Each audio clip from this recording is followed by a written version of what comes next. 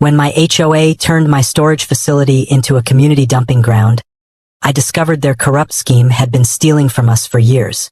What would you do if you found out your neighbors were using your generosity as a cover for embezzlement? Your uncle left you what? My wife Melissa nearly choked on her coffee when I showed her the will. The lawyer's letter felt heavy in my hands. Uncle Frank had left me his storage facility on Maple Road, just outside our Sycamore Heights neighborhood. I know, it's weird, I said, still processing it myself. It's that small warehouse with the blue roof. The one we drive past on the way to the grocery store. Melissa wiped coffee from her chin. Well, that's different. What are you going to do with a storage facility? I sighed, looking at the property photos. The place wasn't huge, about 5,000 square feet with 20 individual units, a small office, and surrounded by a chain-link fence. It needed paint and probably a new roof, but Uncle Frank had maintained it decently. Sell it, I guess? We could finally afford that kitchen renovation you've been wanting. Melissa tilted her head, considering. Or you could keep it. People always need storage. It might bring in steady money every month. Before I could respond, our doorbell rang. I opened it to find Diane Reynolds standing on our porch, her perfectly highlighted blonde bob unmoved by the breeze. As HOA president, Diane had a reputation for knowing everyone's business before they did. David, I just heard about your inheritance. How exciting. Her smile was wide but didn't quite reach her eyes. May I come in? 10 minutes later, Diane sat at our kitchen table clutching a mug of tea. The timing is just perfect, she gushed. The HOA has been struggling with where to store our seasonal decorations and maintenance equipment. The shed behind the clubhouse is falling apart. That's unfortunate, I said cautiously. We've been saving for a new storage solution, but construction costs are just astronomical right now. She leaned forward. Would you consider allowing the HOA to use just a tiny section of your new property? It would be such a help to the community. I glanced at Melissa, who shrugged slightly. It seemed like a reasonable request. I suppose I could set aside one unit for HOA use, just until I decide what to do with the place. Diane clapped her hands together. Wonderful. Let's say a 3-month arrangement to start. I'll have Tom drop off a formal agreement tomorrow. After she left, Melissa raised an eyebrow. That was generous of you. It's just 1 unit out of 20, and it's temporary. What's the worst that could happen? 3 days later, I drove to the storage facility to start clearing out Uncle Frank's personal items. As I rounded the corner onto Maple Road, I hit the brakes so hard my seatbelt locked. The entire front of my property was filled with cars and pickup trucks. People were unloading furniture, boxes, and what appeared to be an entire boat. I parked on the street and pushed through the crowd. Diane stood in the center of the chaos, clipboard in hand, directing traffic like she was marshaling planes at an airport. Diane, what's going on here? I had to shout over the noise. She turned, beaming. Oh, David, isn't this wonderful? I told everyone about our arrangement. The community is so grateful. Our arrangement was for 1 unit for HOA equipment, I said, watching in horror as Mr. Gunderson wheeled a motorcycle into unit number 6. Well, yes, technically, but when I announced it at our emergency board meeting, everyone got so excited. We realized this could solve so many storage problems for our residents. My jaw dropped. You can't just. The Jensen family is moving next month and needed temporary storage, she continued, ignoring my protest. And the Wilsons are renovating their basement. Oh, and the Gundersons needed somewhere for their summer vehicles. I spotted Diane's husband Tom backing his truck toward the entrance. Inside the bed sat their entire patio furniture set and what looked suspiciously like a vintage pinball machine. Wait, this isn't what we agreed to, I said firmly. I need to ask everyone to stop. David. Diane cut me off, lowering her voice and gripping my forearm. The board unanimously voted to amend the bylaws yesterday. All common-use facilities must be equally accessible to paying members. Since you've designated this as a community resource, everyone has equal rights to it. She pressed a printed document into my hand. The top read Bylaw Amendment 47.3, Community Storage Access. This can't be legal, I sputtered. I own this property. It's not even within HOA boundaries. Actually, the property line falls exactly 8 feet inside our jurisdiction, Diane said sweetly. Tom checked the county maps. I looked around helplessly. Mrs. Patel was arranging Christmas decorations in unit number 12. The high school wrestling coach was stacking weight equipment in number 15. Someone had taped handwritten name labels on almost every door. You need to stop this right now, I insisted. I never agreed to let the entire neighborhood use my property for free. Diane's smile tightened. David, you're making a scene. Think about how this looks. Do you really want to be the person who takes back a generous offer to your neighbors after they've already started moving in? That's not very community-minded. Several people had stopped to watch our conversation. One of them was Karen Mitchell, our street's self-appointed decoration monitor, who had written me up twice for having my Christmas lights up 3 days past the acceptable removal date. Is there a problem? Karen asked, arms crossed over her designer workout wear. I've already cleared my garage to make room for my new home gym equipment. You can't back out now. I felt trapped. 20 pairs of eyes stared at me, waiting. This wasn't just Diane anymore. These were people I saw at mailboxes and block parties. People whose kids played with my kids. We can discuss this later, I said finally, lowering my voice. But this isn't what I agreed to, Diane. She patted my shoulder condescendingly. We'll talk soon. Now, could you help the Andersons with their grandfather's armoire? They're trying to fit it into unit number 8. I walked back to my car in a daze, amendment papers clutched in my hand. Somehow, my simple offer to let the HOA store a few boxes had turned into a free-for-all.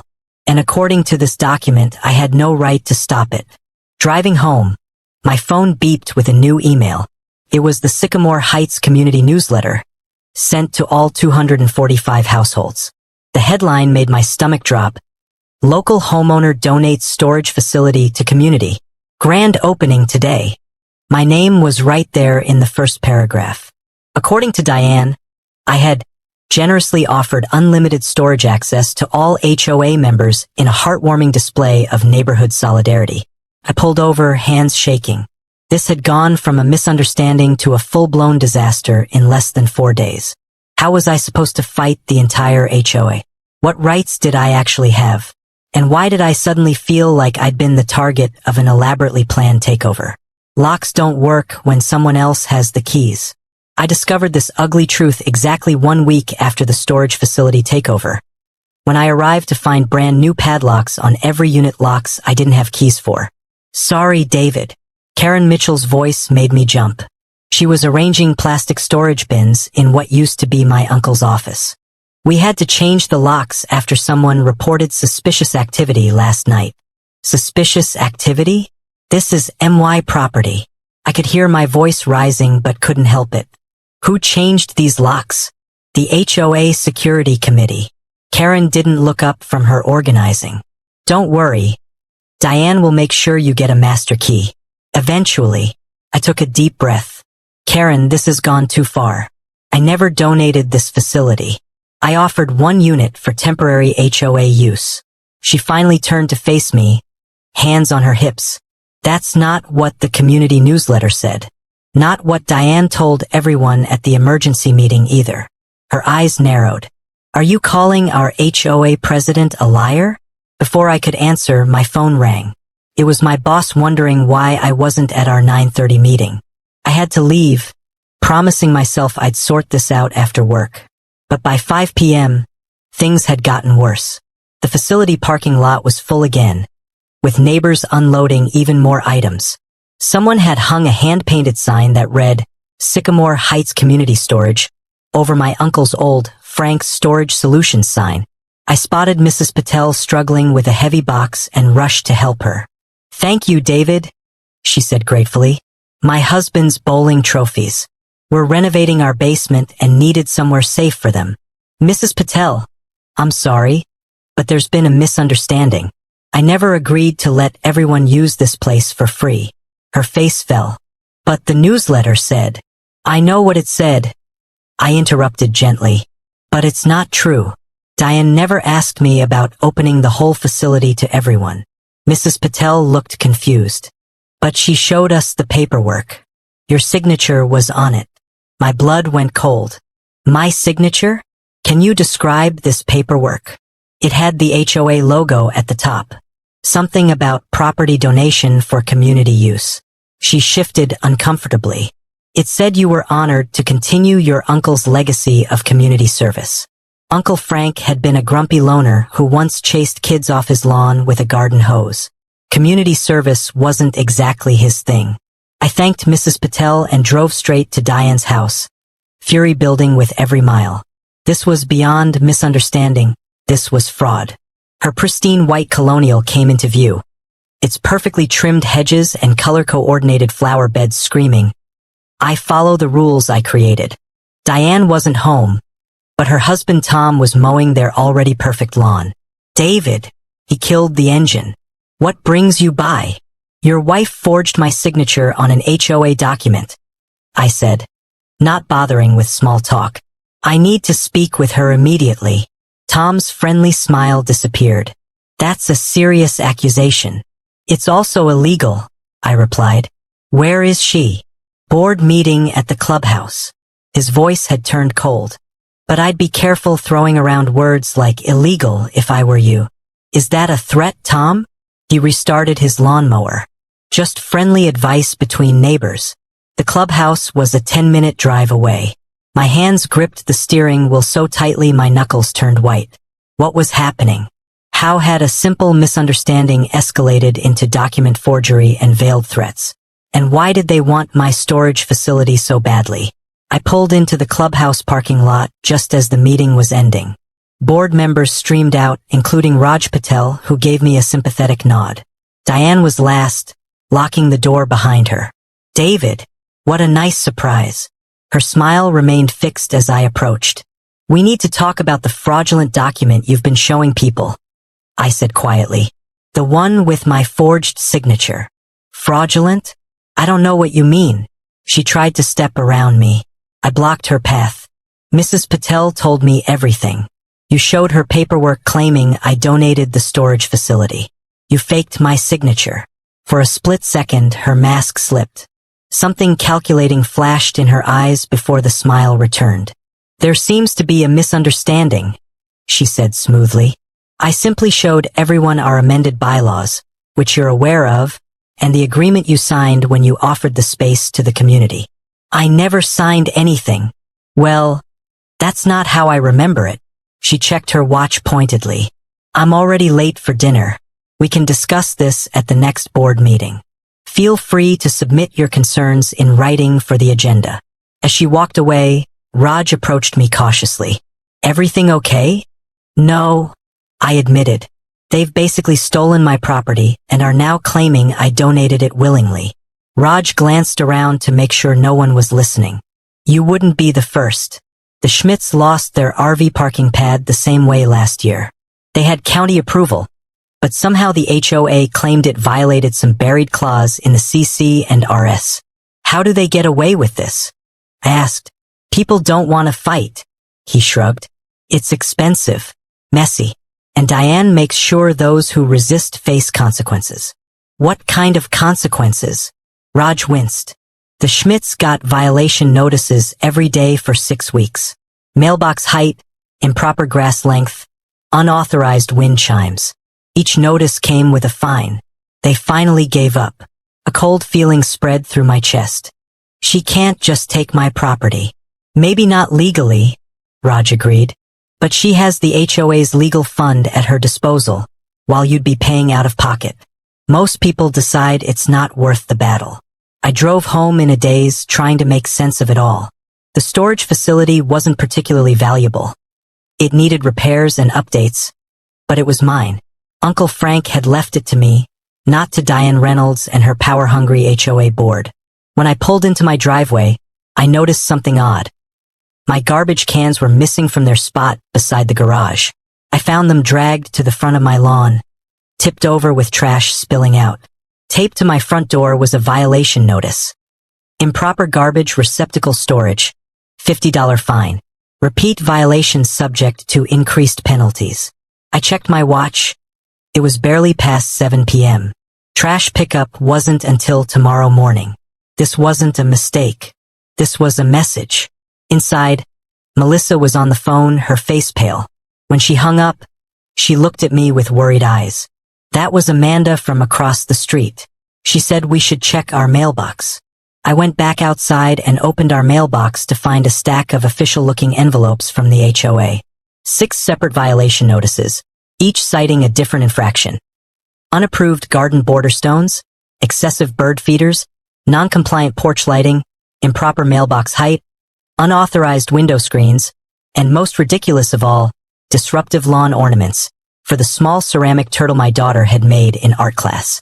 Total fines, $450. All dated today. Melissa appeared beside me, reading over my shoulder. This can't be coincidence. It's not, I said grimly. It's Diane Reynolds showing us what happens to people who don't fall in line. What are we going to do? Melissa asked. I stared at the violation notices, anger building inside me. They thought they could bully me into submission with fake fines and intimidation tactics. They thought I'd give up like the Schmidts and who knows how many others before me. They were wrong. First, I said, we're going to find out why they want that storage facility so badly. Then we're going to fight back. How? Melissa looked skeptical. They control everything. I smiled for the first time all day. Not everything. Uncle Frank kept meticulous records. And I bet those records will tell us a lot about exactly where my property lines really fall. Little did I know that my uncle's dusty old property maps would reveal a secret that would turn the entire Sycamore Heights power structure upside down.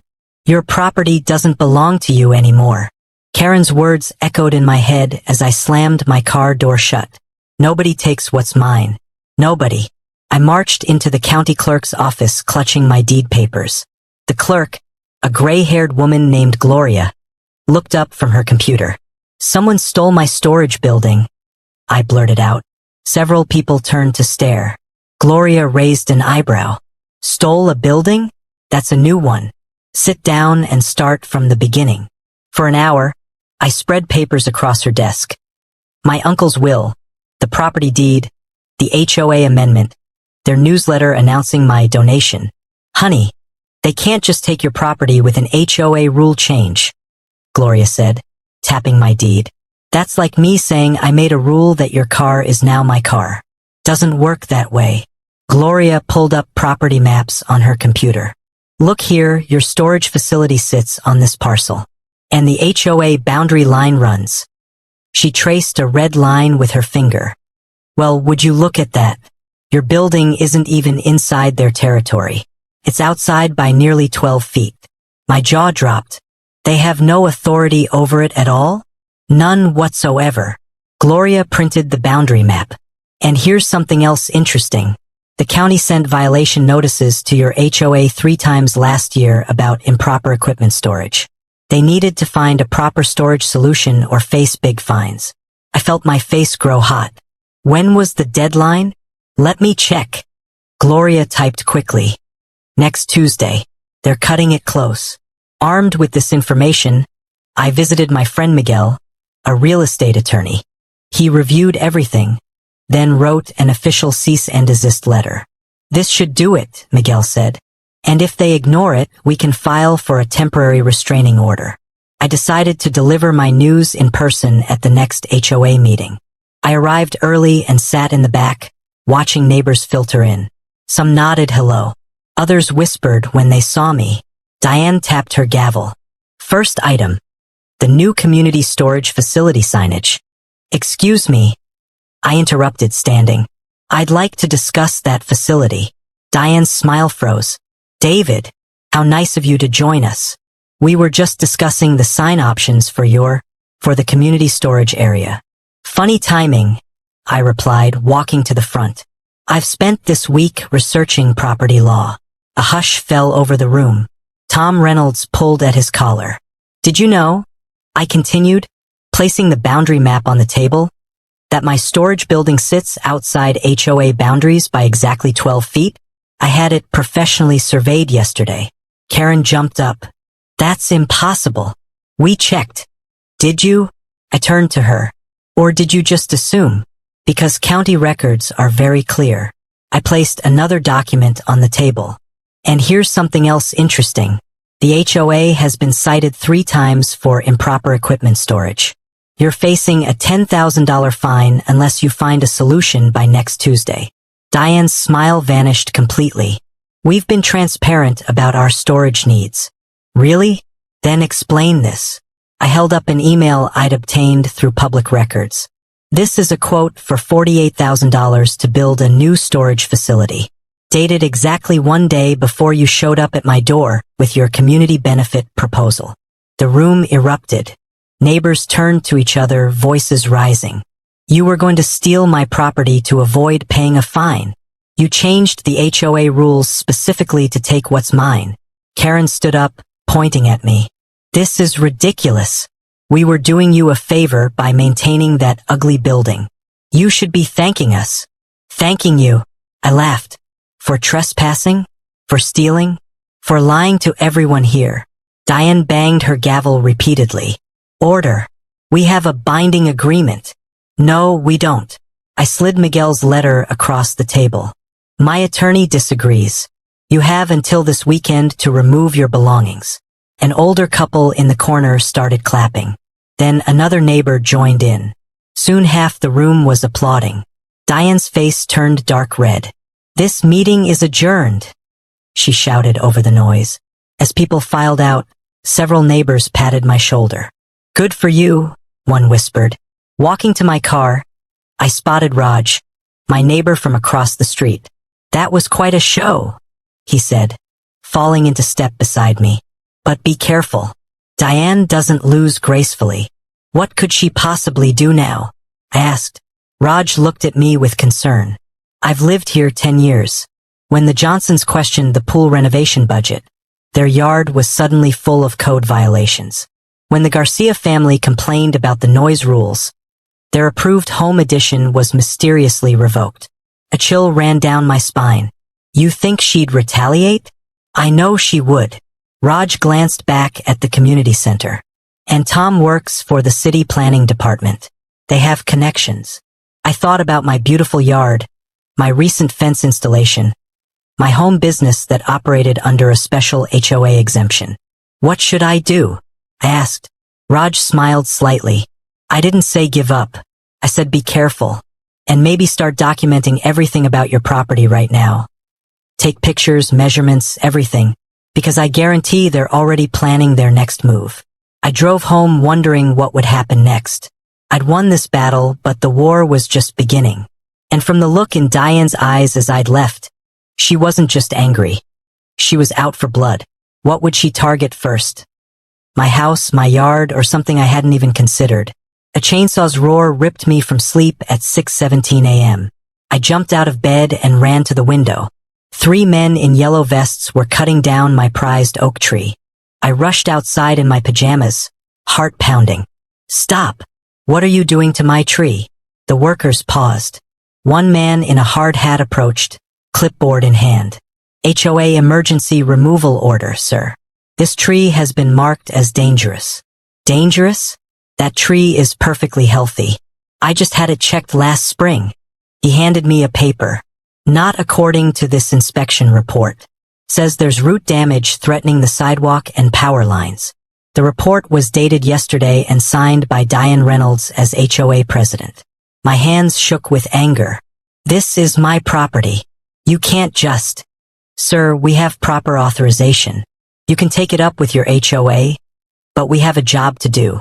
I called Melissa at work. They're cutting down our oak tree. The one we hung the kids' swing on. What? Why would they do that? Revenge? I said, watching as another branch crashed to the ground. Pure revenge. I drove straight to Diane's house, still wearing my slippers. She answered the door in tennis clothes, racket in hand. David, what a surprise. I'm just heading out for my morning game. You know exactly why I'm here, I said through clenched teeth. My tree. The one my kids grew up climbing. She tilted her head with fake sympathy. Oh, that terrible situation. But the inspection found serious safety issues. We can't risk having a tree fall and hurt someone. It was fine until I exposed your storage scam. Diane's smile hardened. Careful with accusations, David. They could be considered defamation. She checked her watch. I'm late for tennis. By the way, I noticed your fence yesterday. It appears to be 6 inches taller than regulation height. Expect a notice. Before I could respond, she brushed past me to her car. By the time I returned home, my beautiful oak was nothing but a stump. Melissa stood in the yard, tears in her eyes. 30 years old, she whispered. We've had family photos taken under that tree. The next morning, a violation notice appeared on our door. Fence height violation. $150 fine. The day after that, unapproved mailbox design. $100 fine. Then, excessive bird feeders. $75 fine. Unauthorized garden stones. $50 fine. And improper house numbers. $80 fine. They're trying to break us financially, Melissa said, looking at the growing pile of citations. I wasn't the only target. Raj received 6 violations in 3 days after he questioned Diane at the mailboxes. The elderly Schmidts, who had applauded me at the meeting, suddenly faced complaints about their rose garden, which had won neighborhood awards for 8 years running. We need to fight back together, I told Melissa. This isn't just about our storage building anymore. I invited Raj and the Schmidts over for dinner. Harold Schmidt, a retired man with thick glasses and suspenders, brought a bulging folder. They picked the wrong people to bully, Mrs. Schmidt said, serving herself salad. Harold was a contract lawyer for 40 years. Harold nodded. This goes beyond normal HOA nonsense. I've been digging through their financial records. They're public documents, though they don't advertise that fact. He spread papers across our dining table. Look here. Last year, the HOA collected $85,000 specifically for playground renovation. The playground that's still broken? Melissa asked. Exactly. And see this company that received a $40,000 deposit. Harold pointed to an invoice. Triple R Construction. Guess who owns it? Tom Reynolds' brother-in-law, Raj answered. I checked state business registrations. My mouth fell open. They're stealing from us. Harold nodded grimly. For years, inflated landscaping contracts, fake consulting fees, mysterious administrative expenses. They've been treating the HOA account like their personal piggy bank. Mrs. Schmidt pointed to another document. And anyone who asks questions gets pushed out. Remember the Hendersons? Their yard was suddenly full of violations after Jeff Henderson asked for a financial audit. They moved away rather than fight. They tried the same trick with your storage building, Raj added. They needed it to fix their storage violation problem, but they didn't want to spend HOA money on a proper solution, so they tried to take yours. I felt sick looking at the evidence. This is actual fraud. Criminal fraud. Yes, Harold agreed. And I have a plan to expose everything. But it's risky. Raj leaned forward. I think we should pretend to give in. What? Melissa and I exclaimed together. I mean, act like they've beaten you down. Tell Diane you've reconsidered her offer to make the storage facility a community resource. But secretly, we'll set a trap. Harold nodded enthusiastically. We need evidence of them abusing their positions. If we can document clear violations, we can take this to the county prosecutor. And I know exactly how to catch them, Raj added, lowering his voice. I have a friend who installs security systems. As they outlined their plan, my stomach twisted with both excitement and fear. This wasn't just about my property anymore. It was about exposing years of corruption that had hurt dozens of families. If we fail, Melissa said quietly, they'll make our lives impossible. We might have to move. And if we do nothing, Mrs. Schmidt replied, they'll keep stealing from everyone and bullying anyone who speaks up. I looked at the stump of my oak tree visible through the window. The tree my daughter had climbed as a child. The tree that had shaded our yard for 30 summers. I'm in, I said, surprising myself with how steady my voice sounded. But we need to be smart. Diane and Tom have connections all over town. Then we need better connections, Raj said with a mysterious smile.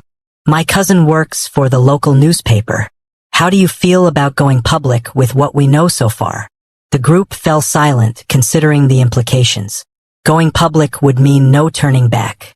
Were we really ready to start a neighborhood war? Or was it time for someone to finally stand up to the corruption that had poisoned our community for years? They took the bait, I whispered to Raj as we watched Diane and Tom hurry into my storage facility with boxes labeled financial records. At 11:43 p.m., the hidden cameras I'd installed captured everything in night vision. Their hushed voices, their nervous glances, and most importantly, what they were hiding. 3 days earlier, I had shocked everyone by seemingly giving in. I've decided to accept the HOA's position and allow full community access to my storage facility, I announced in an email to all residents. Melissa thought I'd lost my mind. Trust me, I told her, showing her the small cameras we'd hidden throughout the building. This isn't surrender. It's a trap. Harold had discovered something big. The HOA was under investigation by the county for missing funds from the playground renovation project. What they didn't know was that we'd anonymously tipped off the investigators ourselves after finding proof in the meeting minutes. Diane and Tom will panic when they hear about the investigation, Raj predicted. They'll need to hide or destroy evidence. He was right. My generous donation gave them the perfect opportunity to stash incriminating documents where they thought nobody would look. The next morning, I found Karen rearranging the space, claiming she was organizing for efficiency. Feel free to move things around, I said cheerfully. I trust the HOA completely now. Her suspicious look was priceless. What changed your mind? Let's just say I've seen the light about community responsibility, I replied, noticing her eyes darting to the corner where Tom had hidden his boxes. By the way, there's a special HOA meeting tomorrow night. Will you be there? Of course, she said. Diane says it's very important. What Karen didn't know was that we'd called the meeting, not Diane. We'd invited every homeowner in Sycamore Heights with a simple message. Your HOA fees are being raised again. Come find out why. The community center buzzed with conversation when I arrived. Many neighbors who never attended meetings had shown up, curious about why they might be paying more money. Diane looked rattled by the crowd but put on a brave face. Before we begin official business, she announced with a tight smile, I'd like to thank David for his generous donation of the storage facility to our community. People clapped politely while I caught Raj's eye. It was time. Actually, I said, standing up, I'd like to explain exactly what I've donated. We need to stick to the agenda. Diane cut in sharply. Harold spoke up from the back. I believe everyone here would like to hear this, especially before voting on the proposed 15% fee increase. The room fell silent.